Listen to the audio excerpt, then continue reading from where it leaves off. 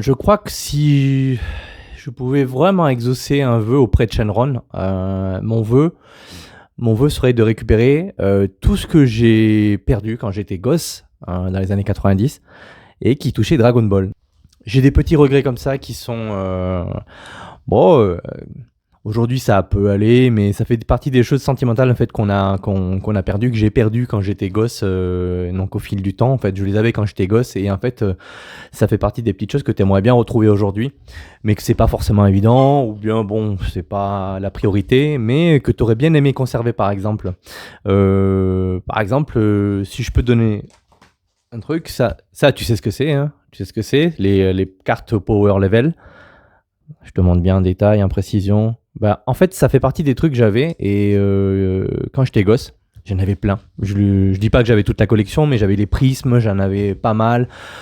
Sur les, je crois que 700-800 cartes que contient cette collection, Power Level, Super Battle, ça fait partie des trucs que j'ai perdus quand j'étais gosse, et qu'est-ce que je regrette, qu'est-ce que je regrette aussi d'avoir jeté ces cartes contre le mur avec mes copains.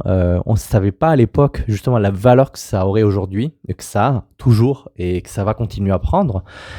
Et ça fait partie des petits trucs justement que même si on peut les retrouver aujourd'hui, ben en fait les cartes aujourd'hui coûtent assez cher quand même. Donc si tu as envie de te refaire cette collection des Power Level Dragon Ball, Dragon Ball Z, ben effectivement il faut être prêt quand même à investir, à partir à la chasse justement à la carte un peu rare, qui compose cette collection. Et font...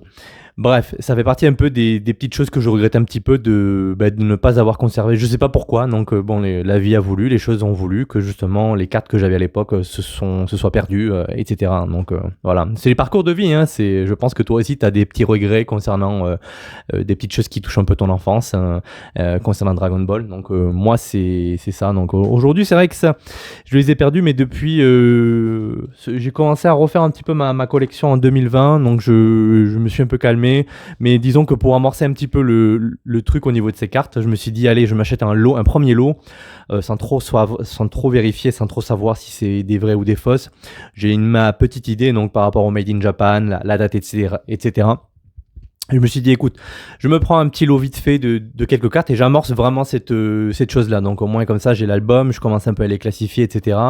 Et petit à petit, voilà, je sais que c'est là, et quand j'aurai le temps, et je commencerai peut-être petit à petit à investir, aller chercher un petit peu. Ça va dépendre des périodes. Donc ça fait partie un peu des trucs que j'aimerais bien retrouver, et dont j'ai déjà enclenché un peu le truc.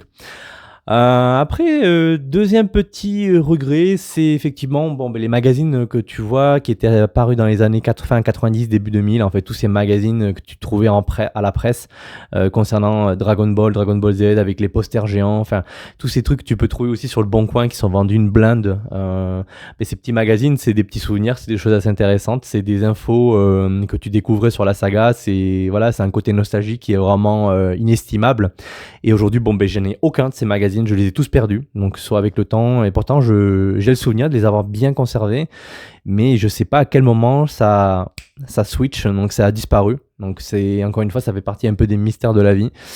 Et voilà, les parents qui prennent, qui jettent, qui font le tri, les déménagements, et voilà, sans trop savoir que les magazines que tu as, c'est des petits trucs qui sont des pépites. Ils ont une valeur d'estime qui est importante, mais non, voilà.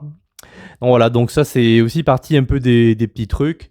Ensuite, il y a les POG. Les POG, je pense que tu as connu ça aussi, les fameux POG Dragon Ball, Dragon Ball Z. Alors moi, comme j'ai vécu un petit peu en Espagne, effectivement, les POG étaient différents. J'avais des POG Dragon Ball Z de différentes formes. Malheureusement, j'en ai aucun à te présenter parce que j'en ai gardé aucun et que j'ai tout perdu en déménageant il y a quelques années déjà de ça. Mais l'époque, c'était vraiment du délire. Tu les avais, c'était en forme de plastique, c'était des ronds en plastique, et avec des dessins trop stylés. Et je me souviens quand j'ai commencé à les collectionner en Espagne, oui, c'était en fait on les empilait, si tu veux, on faisait des piles de POG chacun avec les copains, et en fait tu conservais un POG à la main et tu devais taper sur le tas de POG qui étaient déjà en milieu et retourner. Et les POG que tu retournais, c'était tes POG à toi, c'est ceux que tu gagnais. Parce qu'en fait, quand tu faisais ta pile, tu mettais les POG à l'envers. Tu cachais vraiment le design et en fait des fois tu avais des POG brillants, etc. Avec un dessin super stylé et avec chacun son tour tu tirais sur le tas et en fait les cartes, les POG que tu retournais, tu les prenais, c'était à toi, et en fait tu les gagnais, c'était vraiment chouette. Tu avais certains POG qui étaient 1, 2, 3, 4, 5, 6 hexagonaux avec des petits crochets et si tu combinais les deux POG en fait tu mettais une encoche, tu arrivais à les balancer, c'était des POG qui étaient comme une sorte de lance POG en fait. C'était pas des POG ronds, c'était des POG hexagonaux avec des petites encoches et c'était génial ça. J'ai des souvenirs, tu les trouvais dans les chips, dans les paquets de chips Dragon Ball et bon tu savais pas sur lequel t'allais tomber hein. Donc du coup t'étais là, tu ouvrais ton petit paquet de chips que t'achetais, tu dis ouais, sur quel POG je vais tomber, tu mettais ton petit doigt, tu cherchais, tu sortais un POG tout gras, mais putain qu'est-ce que c'était trop bien, c'était génial quoi, c'était génial et en fait tu kiffais parce que le gras de la chips en fait dans le paquet en fait ça rendait la carte, le POG tellement brillant, tellement lustrant et en plus quand t'es gamin et que tu vois que ça brille, bah c'est génial, tu te dis c'est trop stylé, c'est trop beau. Et ça aussi pareil, je sais pas où c'est passé, mais bon ça fait partie des petits trucs que j'ai pas conservé. Après ça existe encore hein, il suffit juste de chercher, mais bon si je devais commencer à collectionner tous les trucs comme ça qui me passent par la tête sur Dragon Ball Z, ben, je pense que j'en finirais pas et il faudrait lâcher faudrait lâcher la thune, faudrait faire un crédit pour ça.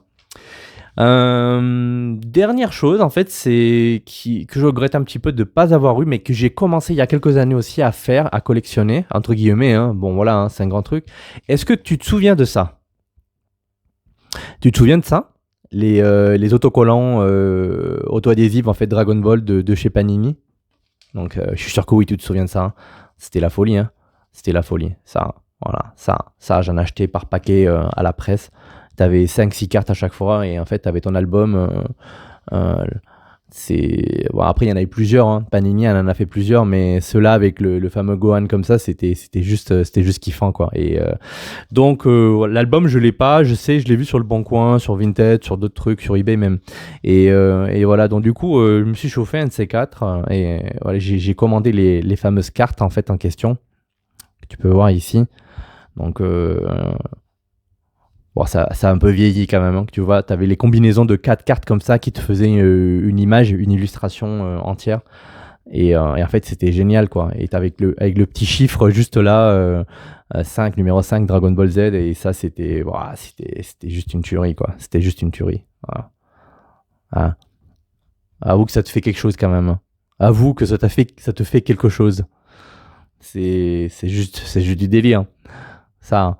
Alors oui, on peut les retrouver effectivement. Il y a des vendeurs qui les vendent et tout, donc c'est une chose. Hein, donc à un moment donné, je m'étais dit, et j'avais commencé à faire l'album. Je voulais me faire mon propre album personnalisé, donc c'est-à-dire sur Photoshop, j'avais commencé à faire 2 couvertures un peu stylées. J'avais fait des cases particulières, donc en suivant la grille de base. Tu me diras, c'est peut-être un peu débile, mais en fait, c'était le kiff en fait du gars qui a envie de se faire un petit délire, mais ça prenait tellement de temps que j'ai lâché l'affaire en fait. Donc peut-être que je reprendrai ce projet-là, ou peut-être simplement que j'achèterai un album déjà entamé sur le Bon Coin, à un prix un peu raisonnable, et que je continuerai cette série quoi. Enfin, cette collection d'autocollants, les fameux Panini. Alors oui, il y en a tellement d'autres, il y a plein de trucs après derrière, il y a plein de choses que sans doute j'ai pas citées et qui sont voilà, qui étaient très connus dans les années 90 hein.